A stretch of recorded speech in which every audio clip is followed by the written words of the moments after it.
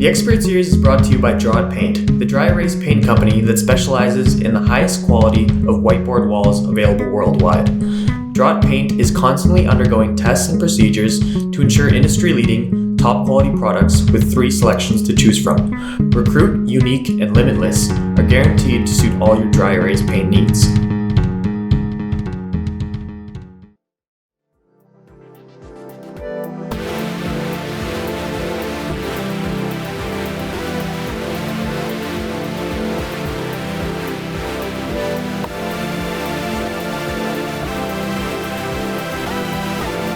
So my name is Forrest Green. I'm the branch manager with Paramount Residential Mortgage Group. I started in the industry in about 2001, and over the last 18 years, I've seen the industry change a ton. I'm from a single mother household in urban Minneapolis.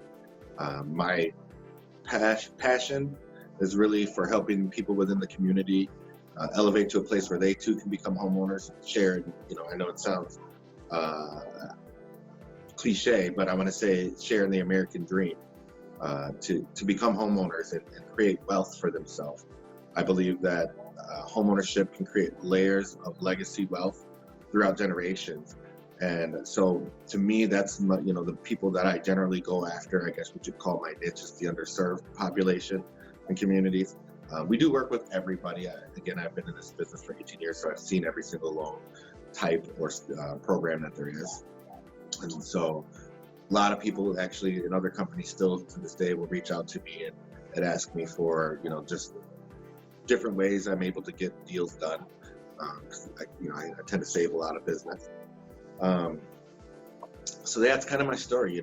18 years in this business, it shifted from going after transactions and making a commission to what can I do to advance people and communities, and in doing so, it's probably been the most productive I've been in my career is when I stopped focusing so much on the paycheck and start focusing on the end result, which was the consumer and the family that's buying the home. Once that became true to my heart, the business itself just exploded. And so these last couple of years have been great with PRMG. Mm-hmm. Now, have you been in the Twin Cities kind of your whole life, or have you kind of bounced around? You know what? My mom moved around a lot when I was a kid. So I was lucky enough to be able to live in San Antonio for a little bit. I lived in Abilene, Texas for a little bit. I lived in Michigan for a little bit. Primarily in Minnesota, between South Minneapolis and Northeast Minneapolis is where I grew up. But, I was lucky enough to see different cultures and experience new things. And I think that's helped me in my business because of different types of clients that I work with throughout, the community. I work with a lot of a pretty diverse population. Mm-hmm.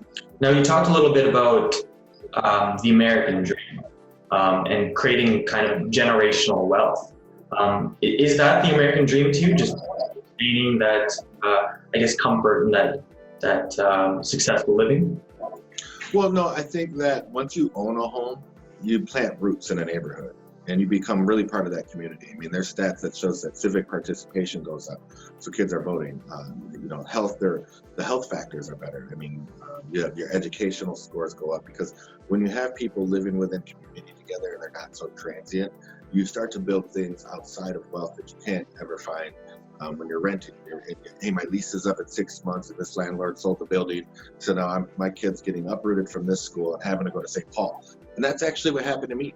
I went to school in Burnsville for a little bit, and my mom wanted me in a magnet school because she was planning on moving to St. Paul. So every morning I'd have to get up and catch a city bus from Burnsville to downtown Minneapolis, from downtown Minneapolis to the U of M campus, from the U of M campus to my school, and then back every single day throughout the entire school year. And I noticed that by moving around to all those schools and constantly moving, because my mother wasn't a homeowner. I'm a first-generation homeowner in my family. And that I never was able really to plant roots, and I was always trying to make new friends and keep up with the kids in the new school. So my grades weren't always the best, and I felt like that was a big part of it. So I feel like once you become a homeowner, for instance, I work directly with the Edina Race and Equity Initiative to advance homeownership for minorities in Edina. And I know that a lot of these people that are moving around don't even have the option to go to Edina High School, which is rated one of the top high schools in the state. A lot of these kids move on to secondary education, and we're not seeing that when you take these, if you look at the inner city numbers in North Minneapolis, the statistics are really low on people that are moving to secondary education. And if you look at the statistics in comparison to that with homeownership for minorities in North Minneapolis, it's like -1%, right? I mean, there's really zero homeownership for the people that live there. And so you start to see that in education, that the education for that community goes down. People don't even go and vote for, at voting time for those school levies to add the extra wing and things like that, because they don't care, right, in rental communities. When you own and you live there, you make sure that you show up and you vote for what, your kid's going to be using at school. So if they're going to be needing money for the education board for laptops or iPads this year, you're going to vote for that because you own in the community. So there's a lot of things that happen through homeownership, but wealth is a big part of it. There is, being a minority in this country, you have to realize that there's a demographic that has had an opportunity to get started a little bit hundreds of years sooner in the economic rat race. And so as a result, there's some catching up to do. So people have to realize that, most of the United States billionaires became billionaires through home ownership or property ownership of some sort. And so, and I think that the other thing is that, paralyzed by fear is a big issue that I try to help people walk through. A lot of people are traumatized and they want to go buy a home, but they're afraid that someone's going to kick them in the teeth and tell them no, that they're not good enough, or that they can't become homeowners. And when you can help pull that fear factor out of communities, you help to see them grow. And so I know it's not a lofty mission, it's a big, hairy, audacious goal. But I think that with, the right determination, the right people around me, we can make a difference. Mm-hmm. Now, do you think becoming a homeowner is one of the best ways to create stability in your life? Yeah, absolutely. I would definitely say so. There's a lot of things that come with being a homeowner. Yeah, stability is number one. Mm-hmm. Now, you're a firm believer in some of this stuff. Now, when did this kind of click for you? Again, first 10 years was probably transactional. I got into business really young. And when I got in the business, anybody could do mortgages, really. If you could spell mortgage, you could be in the industry. And that's what went wrong with the economy in 2009. Banks started to foreclose on properties. So when I got into business, you didn't have to be a whiz or a college grad. You just needed to be able to take a calculator and add up 1 + 1. And so for me, it was a paycheck. Everybody around me was making a ton of money. Mortgage officers, 18, 19, 20 years old, are making $200,000 to $500,000 a year, right? And so that was the culture of our industry at the time. And at that time, there was over 3,000 mortgage brokers in Minnesota. And then in 2009, so fast forward, 9 years later or 8 years later, 2009, the industry started to crash and the regulations started to come down the pipe from the CFPB, Consumer Finance Protection Bureau.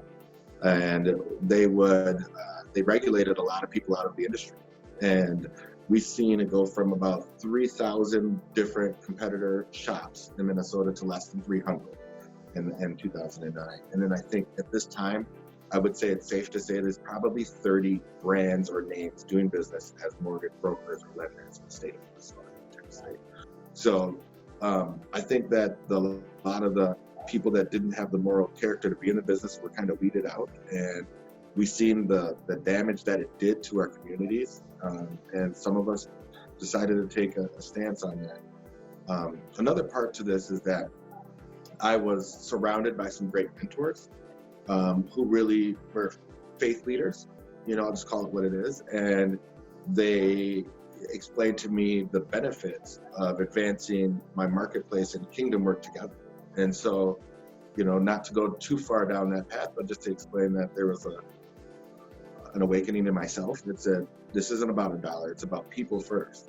And then the moment I started taking that shift, it was that paradigm shift, then I knew that it made more sense. It was easier to get up and go to your job every day.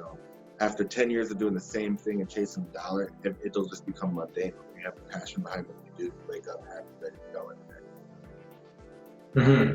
And I think it kind of just turns into that 9-to-5 job instead of what you're actually passionate about, right? When you are, I guess, profit motivated. Exactly, just defining purpose. And I know a lot of people always say, well, what is my purpose? That's a big question a lot of people ask, but I'm lucky enough to have maybe found that. And that's really, working with people, building roadmaps towards homeownership, showing everybody that it's possible. This is just what it takes.